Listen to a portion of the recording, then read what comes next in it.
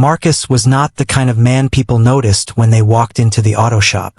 He moved quietly, pushing his broom across the floor, collecting oil rags, and keeping the place clean while the mechanics shouted, argued, and joked with each other. He was the janitor, nothing more in their eyes. Every morning he arrived before the mechanics, unlocking the doors, sweeping away the dust, and making sure the tools were in their right place. He stayed late too, sometimes long after the shop had closed, mopping the floor that had been stained with grease and checking that everything looked neat for the next day. To most people, Marcus was invisible. Customers barely greeted him, mechanics rarely asked for his opinion, and when they did speak to him, it was usually to tell him to clean something. He never complained. He wore the same faded overalls every day, patched in 2 or 3 places, and a pair of boots that had long lost their shine. His hands, rough and calloused, told a story of years spent working hard jobs, but his voice was calm and soft, as if he had learned to save his energy for listening instead of shouting.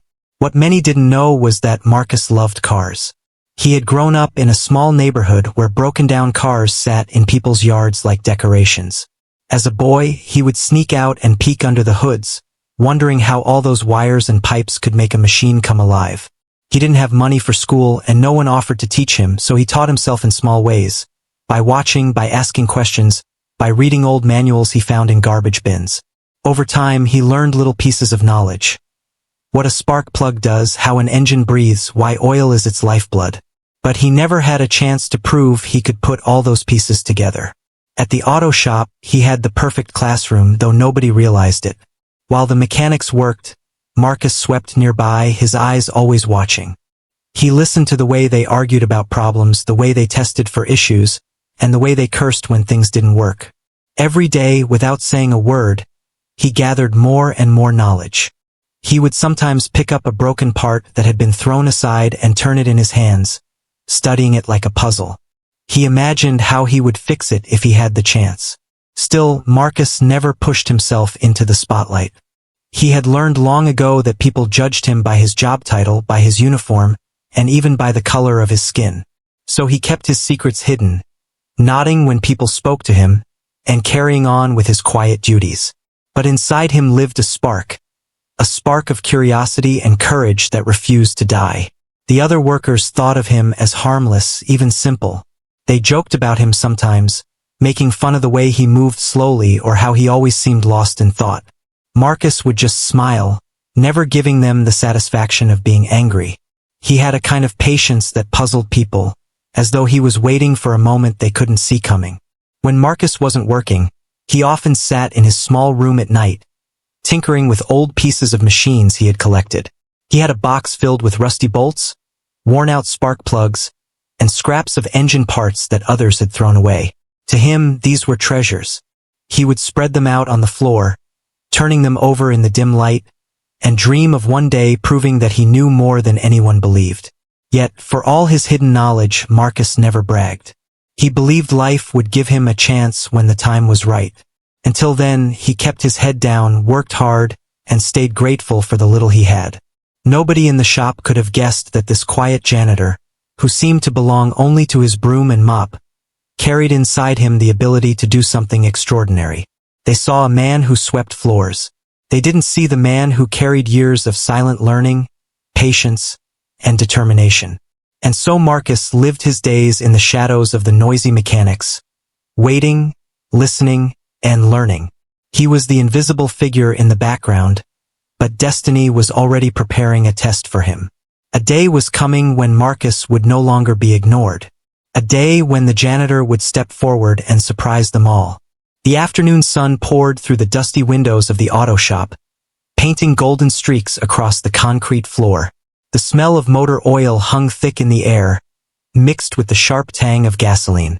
The mechanics were taking a break, sitting around with greasy hands and loud laughter, swapping stories to kill the boredom. In the corner, Marcus was quietly pushing his mop, minding his own business as always. On the far side of the garage sat an old car that had been giving everyone headaches for weeks. Its engine was a mess. Rusted parts, broken belts, and a tangle of wires that looked like no one had touched them in years.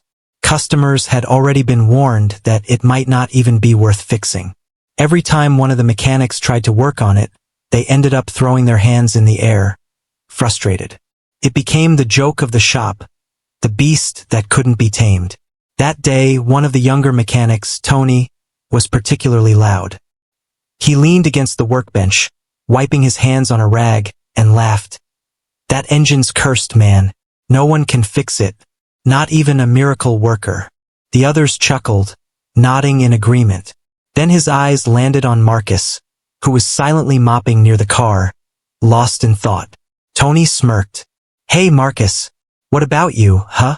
You think you can fix it? You're always hanging around like you're studying something. Maybe you've been secretly waiting for your big moment." The group burst out laughing, some slapping their knees, others shaking their heads. They weren't serious. It was just another joke at the janitor's expense. But Marcus looked up, his calm eyes meeting Tony's. He didn't laugh. He didn't even smile. Instead, he set the mop aside and walked closer, his boots echoing softly on the concrete. "Why not?" Marcus said quietly. The laughter froze. The room went silent for a moment, as though everyone was trying to decide if they'd heard him right. Tony blinked, then grinned wider. "Wait, you serious? You," he pointed at Marcus, "the janitor, think you can fix that engine? Man, you can barely fix that old mop of yours." The other mechanics laughed again, but it wasn't as loud as before. There was something in Marcus's tone, something steady, unshaken, that caught their attention.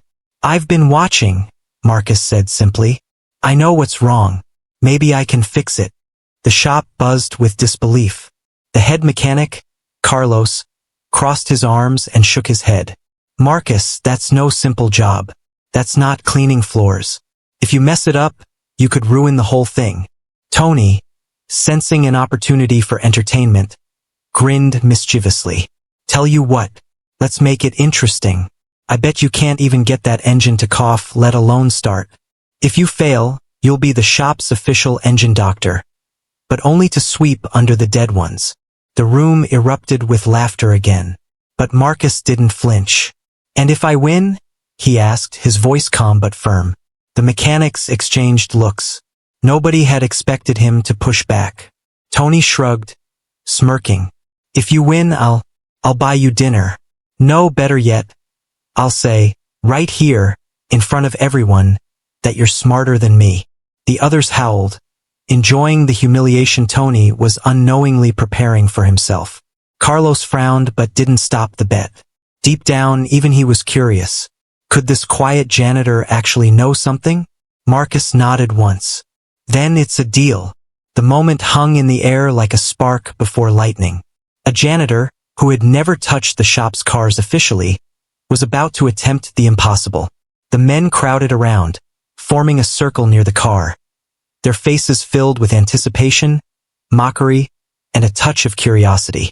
Nobody believed Marcus could do it. To them, it was just entertainment, a joke that would end with more laughter. But Marcus didn't seem nervous. He calmly wiped his hands on his overalls, walked to the old car and lifted the hood. He leaned over, studying the engine with the same quiet focus he used when sweeping the floors. The mechanics whispered to each other, waiting for him to fail, but Marcus didn't pay them any attention.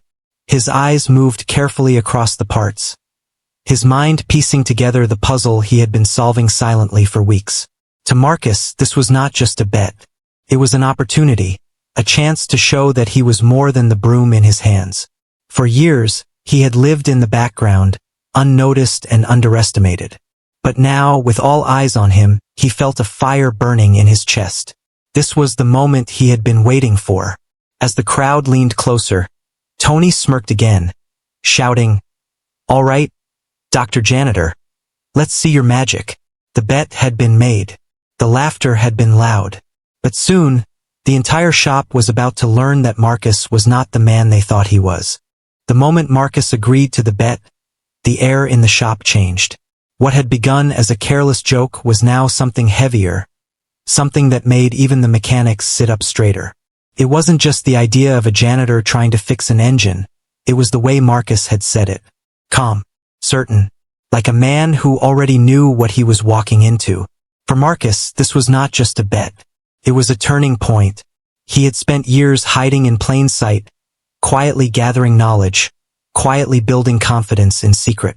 Now the chance had arrived, sudden and unexpected, and though the weight of everyone's laughter pressed down on him, something inside whispered, "This is it.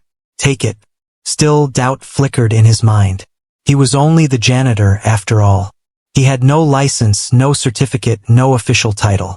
He had never been given the respect of a mechanic, never even been asked to hand over a wrench. If he failed now, their laughter would echo louder than ever before, and maybe, just maybe, he would regret stepping out of the shadows. But Marcus had lived too long swallowing his pride.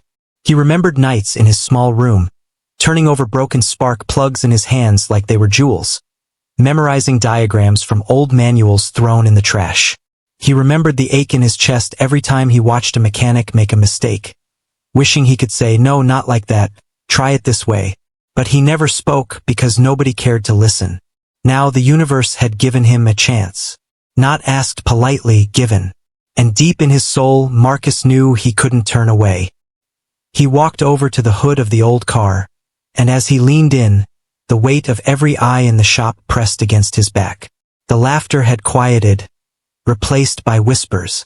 Some men smirked, already imagining the funny story they'd tell their friends later. The janitor really thought he could fix it. Others, though, stayed quiet, studying Marcus's face, sensing something serious in his eyes. Tony leaned against the workbench, grinning like a man who had already won. "You don't have to do this, Marcus," he teased. "Back out now, and we'll let you keep your pride." Marcus didn't look up. He was tracing his fingers over the engine, his eyes narrowing as though he were listening to a language no one else could hear. "No," he said softly. "I'll try." The way he said it silenced even Tony for a moment. There was no bravado, no arrogance, just steady determination. It wasn't the voice of a man desperate to prove himself. It was the voice of a man who had waited his whole life for a single opening. And now that it had come, he wasn't letting go. In his mind, Marcus replayed everything he had learned. He remembered the way Carlos, the head mechanic, had once muttered about the engine's timing chain. He remembered seeing Tony struggle with the carburetor, cursing under his breath. He remembered flipping through a manual years ago that had diagrams of the exact same engine model. Piece by piece, the puzzle came together in his head. But memory wasn't enough. This was his test. He knew one mistake could mean the end of his quiet dream. He inhaled deeply, pushing away the fear, letting the fire of determination steady his hands. The other men circled closer now, some climbing onto toolboxes just to see better. The silence was heavy, broken only by the creak of Marcus opening the engine cover fully. His rough hands, the hands they thought belonged only to a janitor, moved with surprising care. He didn't fumble. He didn't hesitate. Carlos frowned, arms still crossed, but his eyes betrayed curiosity. Where had Marcus learned that grip? That touch? It wasn't random. It was practiced. It was skilled. Still, Marcus could hear the murmurs behind him. "He's gonna break it worse. This'll be good for a laugh. Janitor thinks he's Einstein now." And yet, none of it reached him. For Marcus, the decision had already been made. Backing down was no longer an option. Inside, he felt a strange calm. He thought of his mother, who used to tell him as a child, "Don't ever let anyone tell you what you can't do, Marcus. Just because they don't see your worth doesn't mean it isn't there." He thought of the boys in his neighborhood who had mocked him for playing with scraps of engines instead of toys. He thought of every mechanic who had looked through him like he was nothing but part of the floor. All of that boiled down to this one moment. He had chosen to try. Tony finally broke the silence with a laugh. "Fine, Dr. Janitor. Show us your magic." He tossed Marcus a wrench almost mockingly, but Marcus caught it smoothly, without looking away from the engine. His grip was steady. His jaw was set. At that moment, something shifted in the shop. The bet was no longer just a joke. It had become a challenge not only for Marcus but for the way everyone in that room saw him. And though the odds were stacked against him, Marcus had made his choice. He would not back down. The decision was final. What nobody knew, what not even Marcus himself could fully predict, was that this single act of courage was about to change everything. The shop was so quiet now that Marcus could hear the faint hum of the old ceiling fan above him, creaking with every turn. The mechanics who had been laughing minutes ago now leaned against tool benches and walls, their arms folded, their eyes fixed on him. Nobody said it out loud, but everyone was waiting for the moment he would fail. Marcus tightened his grip on the wrench, inhaled deeply, and began. The hood was already up, revealing the maze of metal, rubber, and wires that had defeated every mechanic in the shop. Rust clung to the bolts like dried blood, and the air smelled of oil and frustration. This wasn't a simple job. It wasn't a loose belt or a missing spark plug. This was an engine that had been neglected for years, and the years had left their scars. As Marcus reached for the first bolt, his hand trembled slightly, not from fear, but from the weight of so many eyes watching. He twisted the wrench, and it slipped with a loud clank. A couple of the mechanics chuckled. Tony whistled mockingly. "Careful, Dr. Janitor," he said, his tone dripping with sarcasm. "Engines bite." Marcus ignored him. He steadied his hands and tried again. This time, the wrench caught, and with a sharp grunt, he loosened the bolt. The sound echoed like a small victory, but it didn't silence the doubt around him. The deeper he went, the harder it became. Every piece he touched seemed stubborn, as if the engine itself was fighting against him. Screws stripped under the pressure. Wires tangled in messy knots. Oil smeared across his hands, dripping onto his overalls, staining them darker than they already were. Sweat gathered at his temples, not just from the effort but from the pressure of failure looming in the room. At one point, Marcus pulled at a corroded pipe, and it snapped in half with a loud crack. Collective gasp filled the shop. Tony burst into laughter. "Well, there it is. He's breaking it worse. I told you guys. This is comedy gold." The other mechanics laughed nervously, but Carlos, the head mechanic, didn't. He narrowed his eyes, studying Marcus more closely. Marcus didn't panic when the pipe broke. He didn't curse or freeze. He simply set the broken piece aside and kept moving, his focus unshaken. That wasn't the reaction of a man pretending.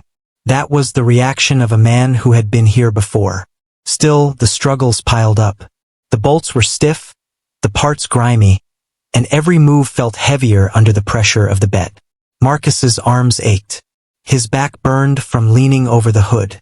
He was tired in a way that only years of hard work could explain. But deep inside, something stronger kept pushing him. He remembered nights in his little room, when he would sit on the floor with nothing but a broken carburetor and a dim lamp. He remembered turning it over again and again, teaching himself its secrets, while the world outside slept. That memory gave him strength. Yet, even with that strength, progress was slow. Every attempt seemed to raise more whispers from the crowd. "He's wasting his time. He doesn't know what he's doing. This is embarrassing." Marcus heard every word, but he let them pass through him like smoke. He wasn't here to answer them. He was here to answer himself. Hours passed. The shop grew hotter, filled with the smell of sweat and oil. The mechanics, who thought this would be over in minutes, now shifted uncomfortably. They were bored, but they couldn't look away. There was something strange about watching Marcus struggle. He didn't move like a man guessing blindly. Even when he made mistakes, he adjusted quickly, as though his brain was quietly mapping the engine in ways they couldn't see.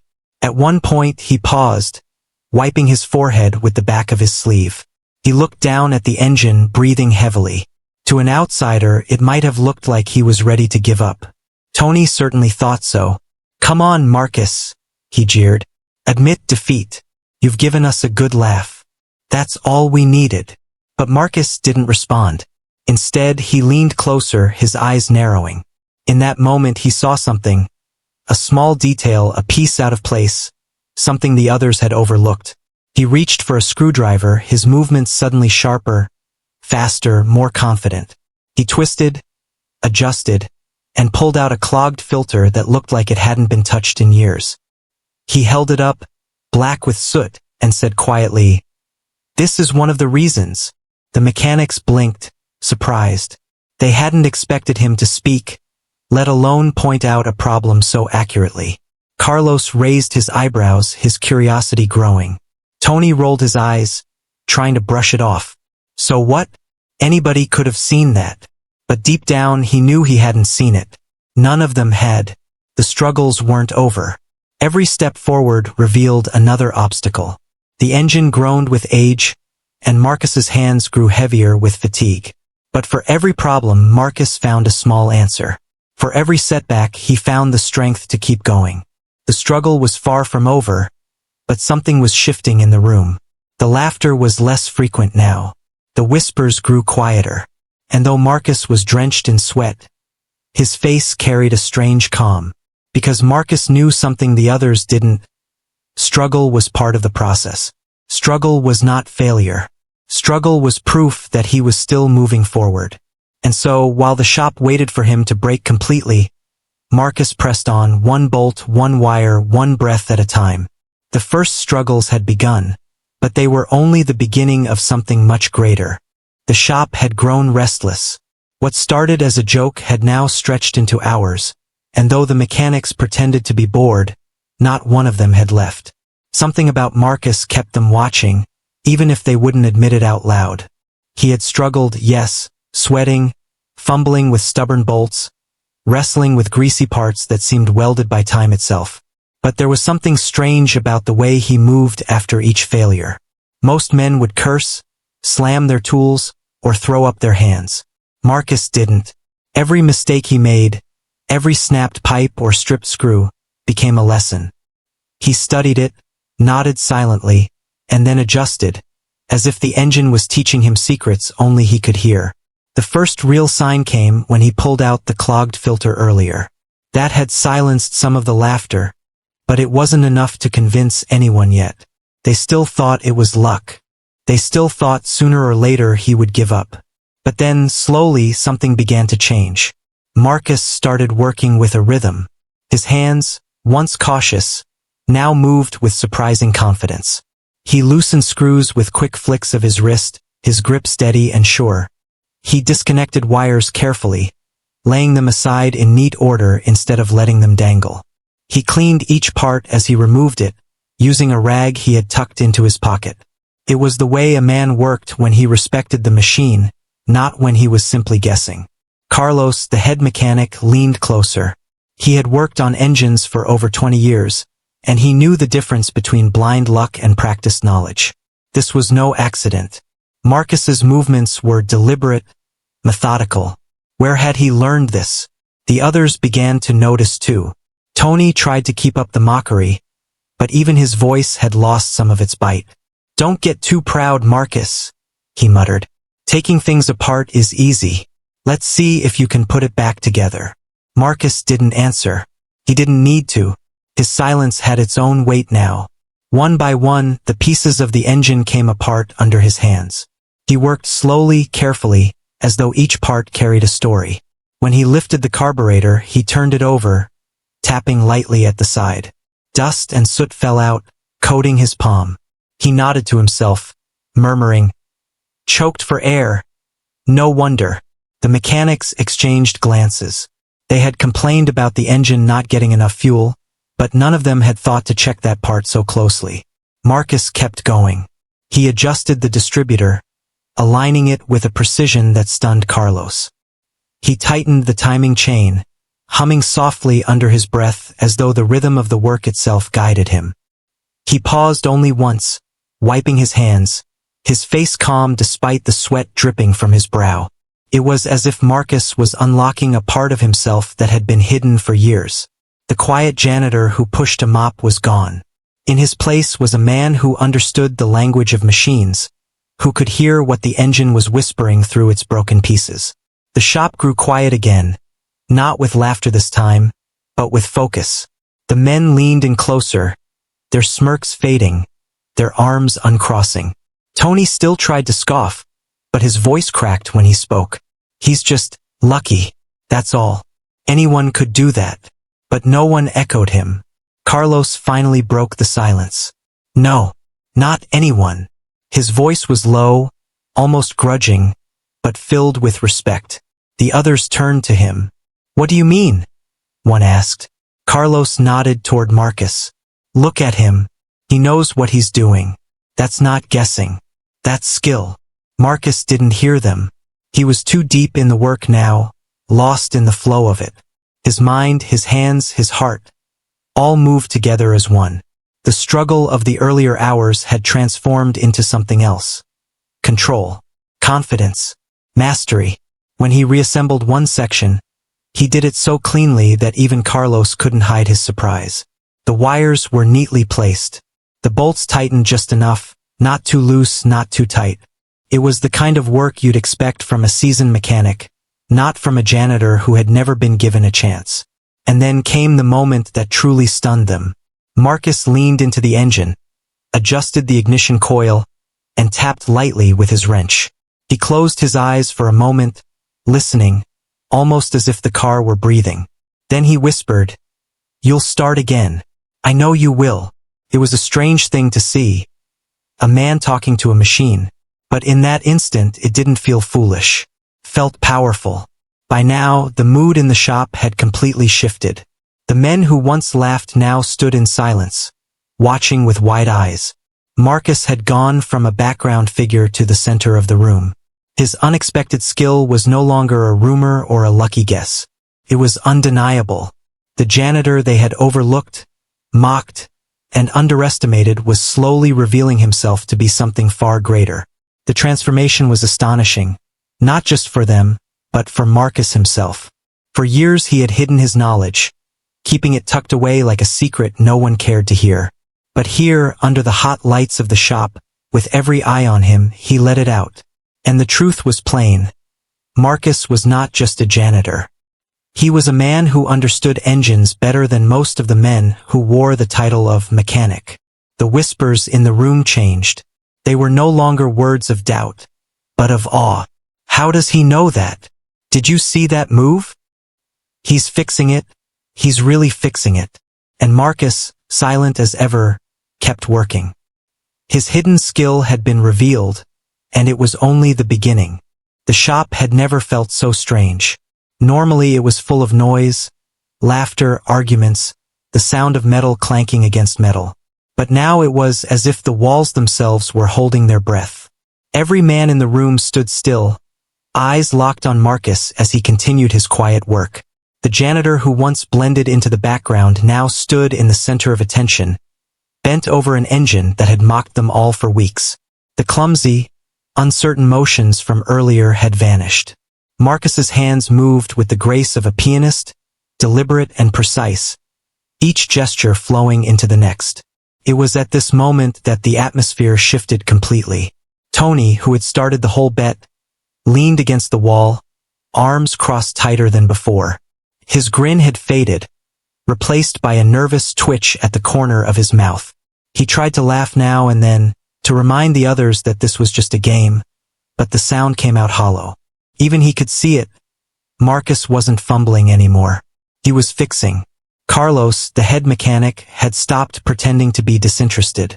He inched closer, his brows furrowed, watching Marcus's every move.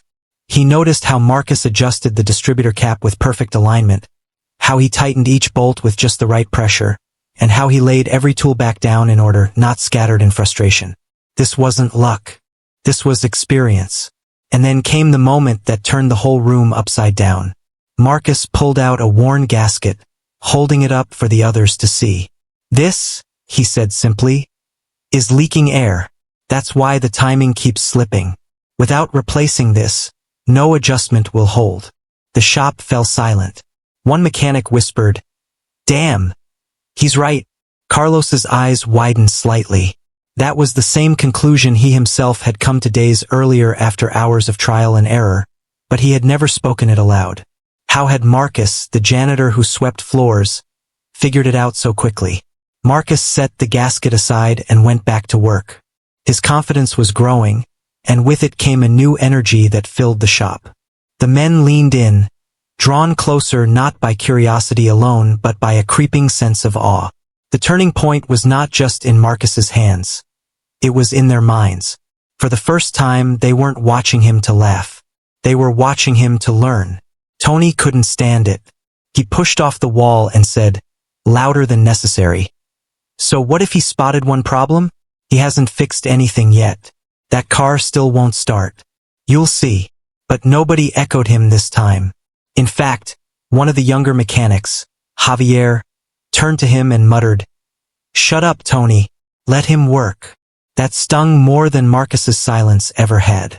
Tony clenched his jaw, his pride unraveling as the room slowly shifted away from him. Meanwhile, Marcus continued without hesitation. He replaced what he could, cleaned parts with rags until they gleamed, and adjusted connections that had been ignored for years. He didn't rush. He didn't panic. It was as though he knew the engine personally, as though it had been waiting for him all along. And then, slowly, steadily, the pieces began to come back together. One by one, Marcus reassembled the engine. His hands moved with purpose, tightening here, aligning there, testing each component before moving on. The sound of his tools against the metal was no longer clumsy. It was confident, precise, commanding. The room grew warmer, not from the heat, but from the tension that filled every corner.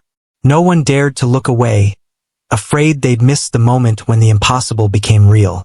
Carlos finally spoke, his voice softer than usual, but clear enough for everyone to hear. "He's got it." The words struck like lightning. Coming from Carlos, the most experienced man in the shop, they carried weight. The others exchanged wide-eyed glances. If Carlos believed Marcus could succeed, then maybe, just maybe, the janitor was about to do what none of them had managed.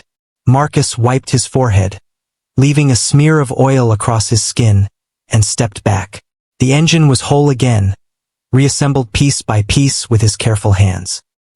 He stood there for a moment, breathing heavily, his chest rising and falling with exhaustion but also with quiet triumph. And then came the moment everyone had been waiting for. Marcus slid into the driver's seat. The men pressed closer, their breaths caught in their throats. He inserted the key, paused for just a second, and turned it. The engine coughed. Once, twice, then fell silent. A murmur rippled through the shop. Tony smirked, ready to pounce. "See? I told." But Marcus wasn't done. He adjusted the choke, leaned forward, and whispered as though speaking to the machine itself, "Come on, you can do this." He turned the key again. This time, the engine sputtered, coughed louder, and then, suddenly powerfully, roared to life. The sound filled the shop like thunder. The floor seemed to vibrate under their feet. The car that had been pronounced dead for weeks was alive again, its heartbeat strong and steady. The shop erupted. Gasps, shouts, disbelief. Men who had mocked him minutes ago now stared with wide eyes, their jaws dropping. Carlos shook his head slowly, unable to hide the admiration on his face. Javier clapped his hands together, grinning like a child. Even the older mechanics, who rarely praised anyone, nodded silently in respect. And Tony? His face turned pale. He stepped back, the smirk gone, his pride shattered. He opened his mouth to speak, but no words came out. Marcus didn't look at them. He didn't bask in their shock. He simply sat there, listening to the engine's steady rhythm, a faint smile curling at the edge of his lips. For him, this wasn't about winning a bet. It was about proving something to himself, that all those years of silent watching, of late-night tinkering, of patience and persistence, had been worth it. The turning point had come. The janitor was no longer invisible. In that moment, Marcus had transformed from the man who swept floors to the man who revived the impossible. And the shop, once filled with doubt and laughter, now filled with awe, would never see him the same way again. The roar of the engine filled the shop like thunder rolling through a canyon. For a moment, nobody moved. The sound was so unexpected, so powerful, that it froze everyone where they stood. The old car that had sat lifeless for weeks was alive again, its heart beating strong under Marcus's touch. The men stared in disbelief. Some blinked rapidly, as if their eyes were lying to them. Others leaned closer, their ears straining to make sure the sound was real and not some trick of imagination. But it was real. The vibration of the running engine trembled through the floor, through the walls, through their very chests.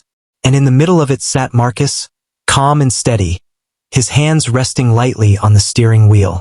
He wasn't cheering. He wasn't shouting in victory. He was simply listening, nodding softly as though the engine had whispered back to him. Yes, you were right about me. I just needed the right hands.